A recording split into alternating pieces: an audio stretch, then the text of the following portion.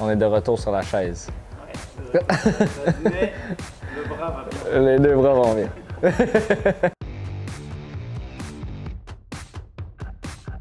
Grandiose. Quand je suis arrivé là-bas, ça m'a vraiment tapé dans les yeux. Comment c'est gros, tu sais, les Jeux olympiques. Donc, c'était vraiment une expérience inoubliable. Je reviens avec les deux bras en santé, donc c'est une victoire pour moi. Malgré le fait que j'ai eu l'opération et tout, j'ai quand même réussi à plaquer deux belles runs en qualif. Je terminais en 10e place. Je visais la finale. Il prenait le top 9. J'ai manqué la finale d'une place, mais bon, je peux pas me plaindre parce que juste du fait de m'avoir qualifié à y aller et d'avoir surmonté la chirurgie qui était 6 semaines avant la compétition et de revenir en santé, déjà pour moi, c'était une victoire.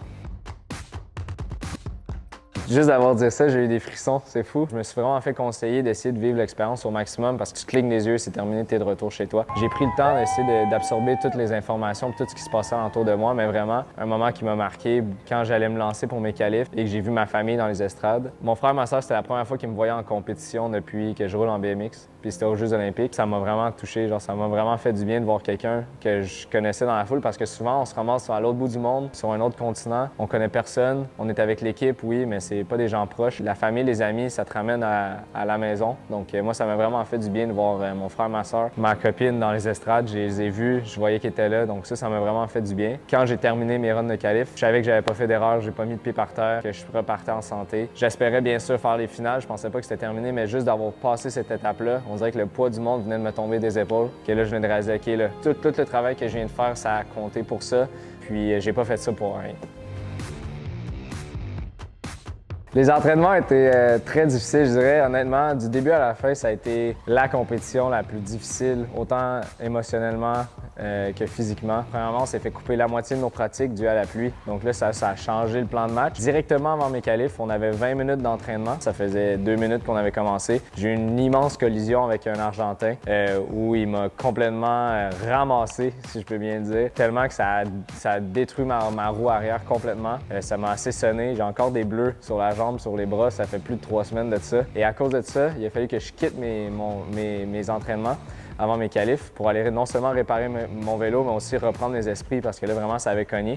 Et à cause de ça, je suis revenu sur le parc seulement 2 minutes avant les qualifs. Donc, j'ai presque pas eu de réchauffement parce qu'à 2 minutes avant la fin des réchauffements, déjà là, il faut que tu arrêtes, que tu reprennes tes esprits, que tu reprennes ton souffle avant de te lancer en qualif. Donc, je me suis lancé au JO avec pratiquement aucun réchauffement. Donc, déjà d'avoir plaqué 2 runs en plus, c'était un succès pour moi.